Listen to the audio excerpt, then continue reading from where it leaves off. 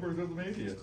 We have with us victorious head coach from Wyoming East High School, Kent McBride. Players Talon Muscari, Zach Hunt, Connor Fox. Coach, congrats, just some thoughts, and then we'll get some questions. I told Metro News in there, I said, I know you guys have had some pretty lackluster games, but Hatch and I made sure that didn't happen here at 11 o'clock at night. When you play a team 3 times, and the last time we played them was 15 days ago, there's really no secrets in the bag. And that was a game where 2 really good basketball teams just went into a rock fight. And it literally went down to no time on the clock. So a lot of kudos to Coach Hatcher and his squad. We knew that's what type of game it was going to be, and our young pups with a couple old heads figured out how to pull it out. Kent, can you talk about one of the old heads there in the center, a big 3-pointer by Zach Hunt?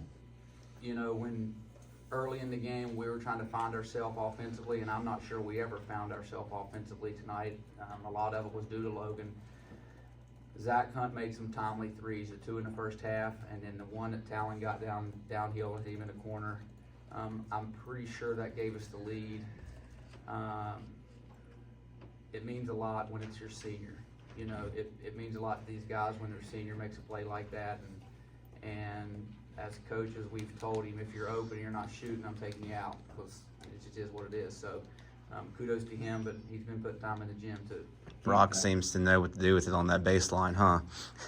It's 2 straight times against Logan that somehow Brock Johnson finds the ball on the baseline in the game-winning situation. He made the right play both times. So I don't know how it gets there. I'm perfectly fine with it getting there. And you know, what makes you proud as a coach is those are just instinctual plays. We don't call anything. We let them roll. And so far we're 2 for 2 on letting them roll. So I'll roll the dice again on Thursday. Zach, can you talk about that 3 and starting with the pass from Brock and then the 3? Yeah, it gave you guys the lead there in the fourth quarter. I mean, nothing was really going through my head. It was hard to think, really. It was just a good pass, a good find. And also, what ended up being the game winner was, and Connor, you can speak on this first. I know you were probably thinking things just weren't going your way tonight, but that last time you got the ball, you were able to make a big shot for your team. Yeah, it wasn't going well for me at all today, and like I told Coach, I was like, I about crapped on myself when I shot that thing. I mean, for real, like, it was a good feeling, though. Just glad we won. Talon, Coach Hatcher had mentioned your ability to drive in this game. That's something you had not really done on them in the other 2 matchups. Were you able to do it today? Talk about being able to do that, because it was a struggle on offense for you guys, and then how your driving set up that 3 for Zach. I've just been grinding in the gym, working on my game, trying to get downhill and focus on change of direction. When Zach's open, I know I'm going to give it to him, and I know 90% of the time it's going to go in. Coach, can you talk about this season? When you started the season, you weren't even the head coach of this team, and then you get brought in, and it seemed like light bulb just clicked for these kids. Yeah. And got off to a good start. You know, it's the thing that these type of moments make you feel is sometimes you need reminded that you're dealing with 15 to 18-year-old kids that have went through quite a bit over the last 3 to 4 months. And the Metro News sheet that I had to fill out was how many years have you been in your current position, and it was 75 days.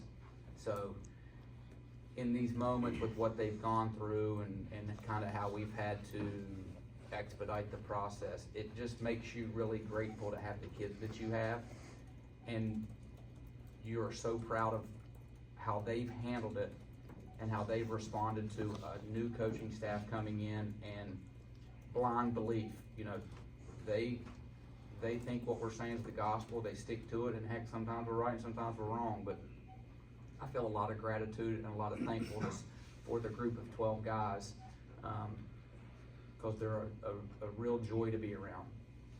And it's not just you; it's West Side as well. And, Yeah. Here you are fighting for a championship. You know, Nick and I don't know, it's documented our friendship. I was in his brother's wedding with Nick. We were groomsmen.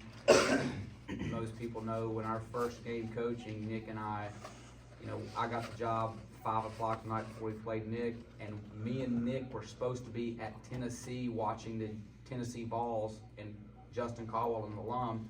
We had planned with me and Rory, Coach Chapman, Nick and his brother were going to Tennessee to watch a game, and then all of a sudden we're in the Wyoming East gym coaching, had to cancel that trip.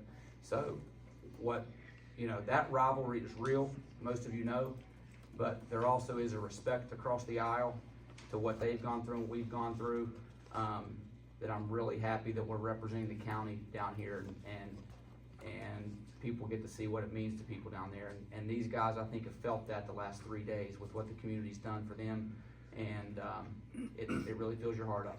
You got a spot in the championship on the line Thursday. Get your thoughts on your matchup with Williamstown. I just think we have to answer that question. We got to flip the script and think of that right now. But over the last 3 weeks, I've got pretty good friends with Coach Sorrow. Met him at Logan when we played Hatcher down there, and we've stayed in touch, text messaging and talking about every 3 days. Man, they're good. They're a tough basketball team.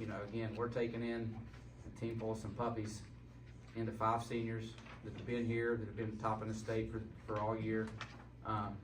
But we're good. We'll be fine. Coach, what is it about outside of the familiarity that makes these games so memorable, so competitive? I guess just, 2 teams that are driven to succeed. Like Talon here to my left, he grew up kind of like I did. You come down here to the Civic Center when you're 6, 7, 8 every year, and you watch this. This is a vacation to us when we were growing up. So your goal is not to play for Duke and West Virginia when you're a child. Your goal is to come here and be successful. That was my goal as a child, and I know all these kids feel the same way.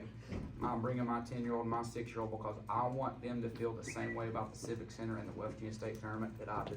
I know this guy does.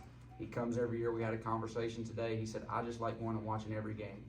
So that's why it feels special, because these guys aren't worried about what's on the outside. They're not worried about what's next. They're worried about the moment, and they're worried about representing our community and with their teammates right here, and we'll be back on Thursday at 7.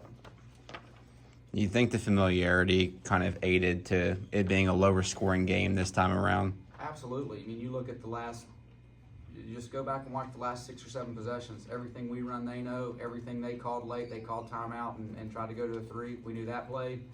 We knew the play that they ran, and that we ended up getting a good ball screen action and creating a turnover. They get the ball baseline out of bounds. Hatfield takes the ball out. Talon knows the play. They don't get to run it. So that's why it becomes a rock fight, because what you have is not going to work. It comes down to players making plays, and these 3 guys to my left and the guys behind you, they made one more play.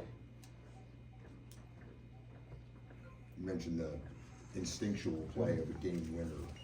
You played. What goes into that? Is it literally just a player making a play at the perfect time? It literally is just these guys have played so much basketball, and Coach and I have had this discussion, my assistants and I have had discussion, these moments where they're so youthful, you just have to let them go, and we let that happen. They get the ball inbounds, and it seems to always find the right play, but that comes back to many years of experience and just relying on the fact that you have trained so hard that you're ready for the moment. And I've told them all, our message for the game was, you cannot be afraid to fail. You got to walk in here with confidence. You okay with missing a shot. You're okay with dropping a ball. You cannot be afraid to fail because you train too hard to worry about that. And I guess in these moments, they're not afraid to fail.